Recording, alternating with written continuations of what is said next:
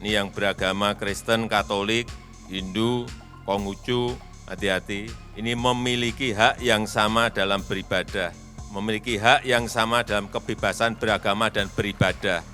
Hati-hati, beragama dan beribadah itu dijamin oleh konstitusi kita.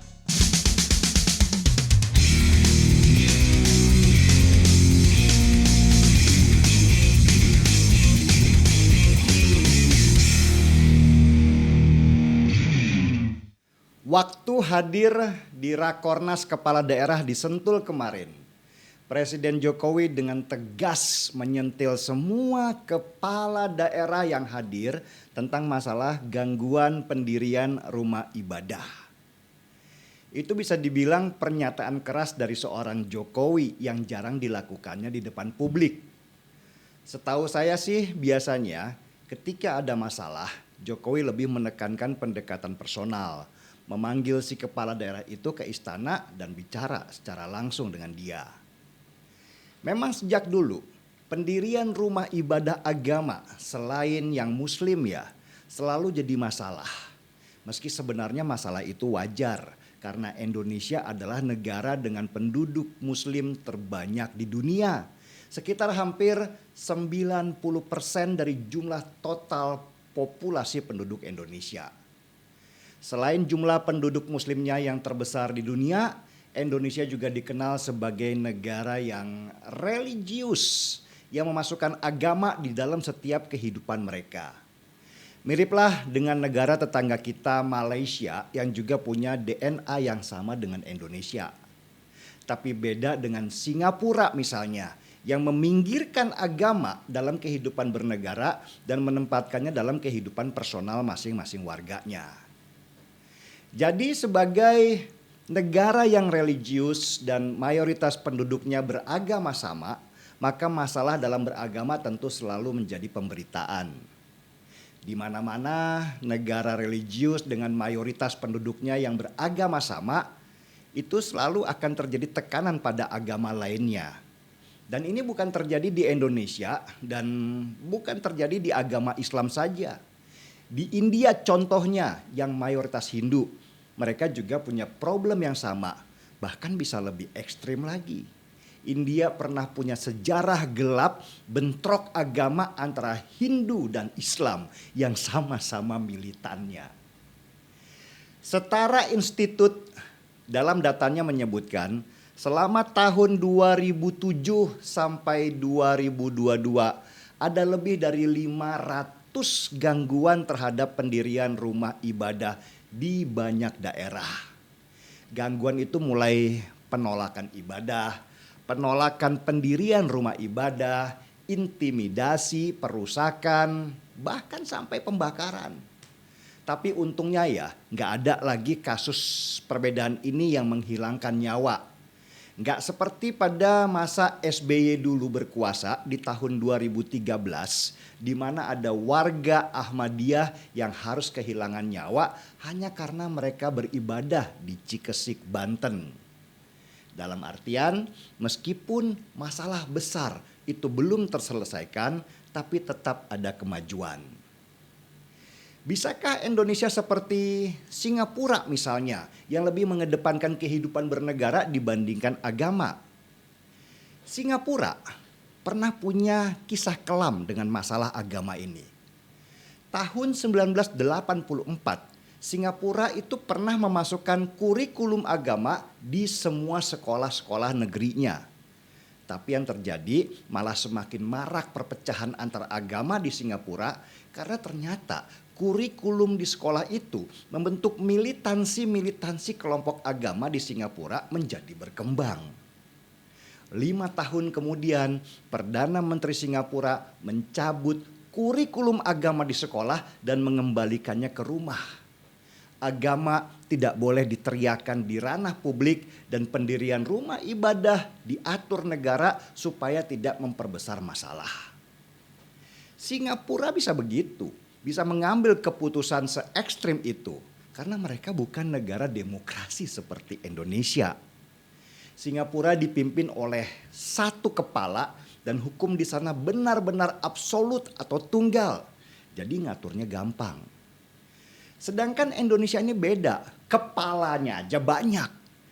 Presiden itu bukan penguasa tunggal karena ada DPR yang terdiri dari banyak partai. Belum lagi akibat undang-undang otonomi daerah menjadikan daerah-daerah di Indonesia punya raja-raja sendiri yang berkuasa. Jadi secara demografi antara Singapura dan Indonesia itu sudah jelas beda. Kita pengennya sih kayak Singapura, di mana agama tidak jadi masalah besar sehingga masyarakatnya cara berpikirnya menjadi maju. Tapi sulit banget karena di sini untuk mengambil satu keputusan saja harus banyak diskusi dengan penguasanya masing-masing. Itulah kenapa nyabut surat keputusan bersama para menteri tentang pendirian rumah ibadah itu sulitnya bukan main. Meski sejak tahun 2014 Jokowi itu sudah mengagendakan untuk menyelesaikan masalah agama itu. Karena untuk mencabut SKB menteri itu bukan hanya masalah kewenangan menterinya saja, tapi juga menteri harus menyerap aspirasi dari daerah-daerah. Kalau mayoritas daerah menolak, terus nggak bisa kan dipaksa dicabut begitu aja. Bisa jadi masalah besar dan digoreng-goreng oleh oposisi yang memang mereka haus kekuasaan dan mabuk agama. Saya pernah bertanya masalah itu ke seorang teman yang kebetulan dia kerja di istana. Saya tanya, kenapa sih Jokowi kok belum cabut-cabut SKB menteri tentang pendirian rumah ibadah ya? Kan itu dulu janjinya. Teman saya itu cerita, kalau urusan nyabut itu gampang. Yang sulit itu dampak berantainya. Gorengan dan fitnah oposisi itu akan bertebaran. Daerah-daerah yang dipimpin oleh partai oposisi akan berontak dan memainkan isu agama sebagai senjatanya. Negara ini jadinya hanya fokus pada masalah agama daripada masalah ekonomi. Pembangunan kita juga berhenti. Negara asing akan ikut campur karena ngiler dengan sumber daya alam Indonesia yang kaya. Dan ini juga sudah berdasarkan kajian, juga diskusi dengan para penganut agama yang non-muslim yang juga takut dengan dampak berantai yang akan ditimbulkan. Mereka ingin negara tetap aman sehingga mereka bisa terus berdagang. Perut kosong jauh lebih mengerikan kerusakannya dibandingkan masalah iman. Persoalan masalah agama di Indonesia ini sulit sekali akan selesai dalam waktu sebentar. Apalagi kelompok militan agama itu sudah berkembang jauh sebelum Jokowi ada.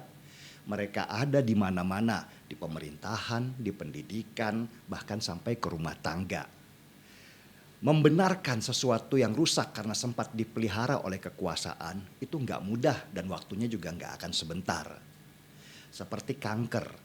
Permasalahan militansi agama di Indonesia ini sudah pada tahap akut. Di kemo berkali-kali juga virusnya sulit hilang. Tapi yang penting adalah menjaga dan mengendalikannya supaya virus itu tidak menjadi ganas. Saya coba nanya lagi ke teman saya itu. Terus kapan kira-kira masalah pendirian rumah ibadah ini selesai? Teman saya itu ragu untuk menjawab. Tapi akhirnya dia menjawab juga. Mungkin nanti kalau ekonomi kita sudah bagus dan tidak ada pengangguran. Karena biasanya lebih mudah menyelesaikan sebuah masalah dengan perut kenyang.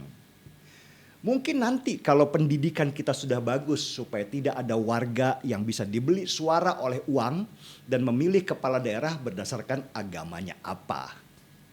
Mungkin nanti kalau Indonesia ini diserang oleh negara luar sehingga kita hanya akan sibuk membela negara dengan semua agama sehingga warganya sadar bahwa semua agama punya peran penting dalam kehidupan. Mungkin nanti masih terlalu lama, mendingan seruput kopi dulu aja biar pikiran tenang.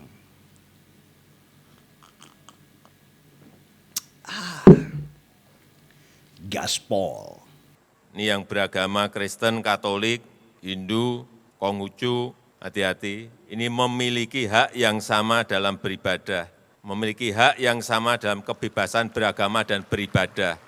Hati-hati, beragama dan beribadah itu dijamin oleh konstitusi kita, dijamin oleh Undang-Undang Dasar 1945, pasal 29 ayat 2. Lagi dijamin oleh konstitusi. Ini harus ngerti, Dandim, Kapolres, Kapolda, Pangdam harus ngerti ini. Jari, Kejati, jangan sampai yang namanya konstitusi itu kalah oleh kesepakatan. Konstitusi tidak boleh kalah dengan kesepakatan. Ada rapat FKUB misalnya, ini misalnya, sepakat tidak memperbolehkan membangun tempat ibadah. Hati-hati loh, konstitusi kita hati-hati loh, menjamin itu. Ada peraturan wali kota atau ada instruksi bupati. Hati-hati loh, kita semua harus tahu masalah ini. Konstitusi kita itu memberikan kebebasan beragama dan beribadah. Meskipun hanya 1, 2, 3 kota atau kabupaten, tapi hati-hati mengenai ini.